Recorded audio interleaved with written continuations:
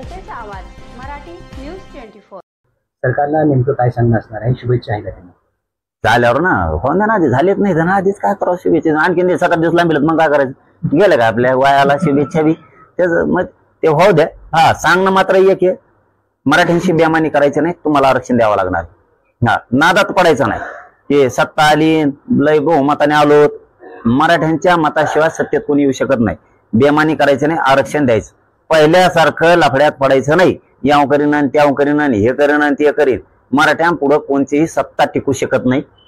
ते शांत आहेत तोवर शांत आहेत त्यांना शांत राहून द्यायचं नाही तर कोणाच्या बापाला भेट नसते. मग ते सरकार फरकार काय नाही. मग एकदा का मराठा रस्त्यावर उतरला ना मग तुमचं काही खरं नाही. त्याचपेक्षा तुम्ही गोडीनं हाताळायचं. आमचं आरक्षण आम्हाला द्यायचं. तिनेही गॅजेट पण लागू करायचे. मराठा आणि कुणबी या राज्यातलं एकच आहे ते पण द्यायचं.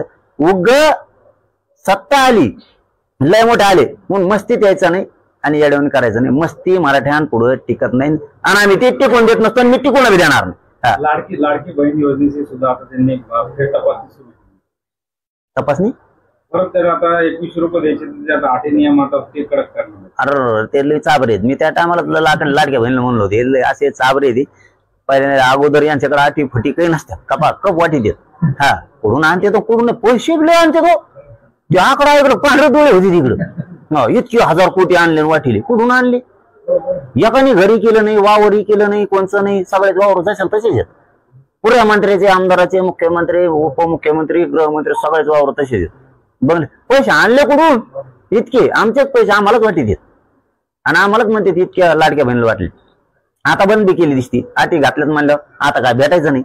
त्याने आटी अशा कशा घातल्यात काय माहित. अशा आटी घालायला पाहिजे की ज्याला घर असन त्याला देण्यात येणार नाही. अशी आट असायला पाहिजे त्यांची. म्हणजे लय हुशार समजते स्वतःला. म्हणजे ते असेच आट काढू शकते ना ते ज्याला घरी त्या लाडक्या बहिणीले आता सगळ्या लाडक्या बहिणीले घरी मग कोणाला देतो तुला घेतो घ्या त्याला. हे शेतकऱ्याचं काम करणार नाहीत. हे लाडक्या बहिणीचं करणार नाहीत. कर्जमुक्ती करणार नाहीत. शेती मालाला भाव देणार नाहीत. लाईट देणार नाहीत. पाणी उपलब्ध करणार नाहीत. नुसते डांबऱ्या बांधी देत नुसते रोड टाकी देत. काय करते का नुसते रोड खांदे सिमेंट काढी देत डांबर टाकी दे डांबर काढी दे सिमेंट टाकी दे दुसरं काहीच करीत नाही. नुसत्या पाट्या आणि त्याच्यावर ते जिराफो काढेल भले ऊस बाकीचे इथून ते नुसते चित्र त्या समृद्धी बघितलं नुसते चित्रच आहेत आणि वाहनच आहे ना त्याच्यावर इतकं टोल ते म्हणजे हे नुसते रोड बांधतात. गोर गरिबांना काय लागतं हे देत नाहीत. त्यांच्या कापसाला भाव पाहिजे कांद्याला भाव पाहिजे रांगशाला भाव पाहिजे सोयाबीनला पाहिजे गव्हाला पाहिजे नाही तिकडे नाही भाव.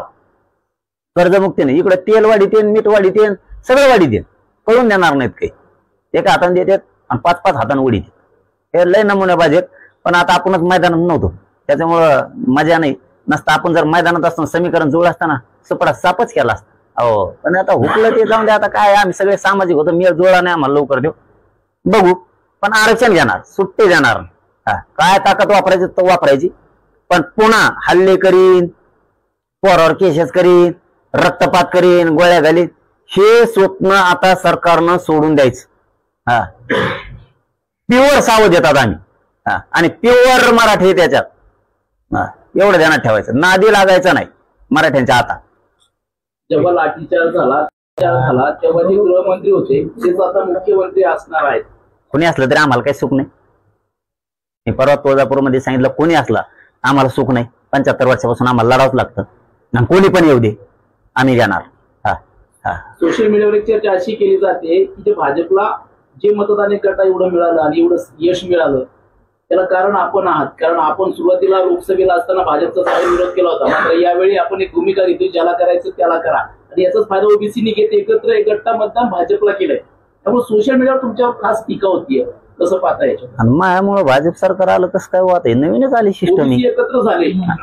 अहो जाऊ दे आता ते विश्लेषण तुम्हाला एखादी सांगन काय काय झालं आणि काय काय काय नाही झालं. पण माझ्यामुळे भाजप आलं हे नवीनच शोध आहे आता. पण मी मैदानात नाहीये माझा समाज पण नाहीये. कोणी आला तरी आम्हाला लढावंच लागलं असतं हे आमच्या लक्षात आलं होतं आणि आमचं समीकरण जुळलं नव्हतं. त्यामुळं विनाकारणच जे लोकसभेला सांगितलं तेच विधानसभेला मी सांगितलं होतं. समाज मालक ठेवला होता. आता पुन्हा समाजच मालक आहे. आम्ही लढून मिळू. आमचा शेवटचा खरा मुद्दा सांगतो तुम्हाला. आमच्यासाठी राजकारण महत्वाचं नव्हतं आरक्षण महत्वाचं होतं. आणि राजकारण का आमचा धंदा नाही आणि आम्हाला गरीबाला गरज नाही. गरीबाला आम्ही जाऊन विचारलं त्यांनी सांगितलं काही अडचण नाही रुसून द्या ज्याला तिकीट मिळेल नाही ते काही फरक पडत नाही आम्हाला. आम्ही तुमच्या सोबत आहेत. गरीबाला आपल्याला आरक्षण पाहिजे, राजकारणाची देणं घेणं नाही. तुम्ही म्हणता आणि त्या लढ्यात उभा राहायला आम्ही तयारी, हे मला जाहीर मराठ्याने सांगितलं. आणि तुम्हाला ते सामूहिक आमरण उपोषणात दिसन. सरकार गुडघ्यावर टिकेलेलं मराठ्याने. धन्यवाद.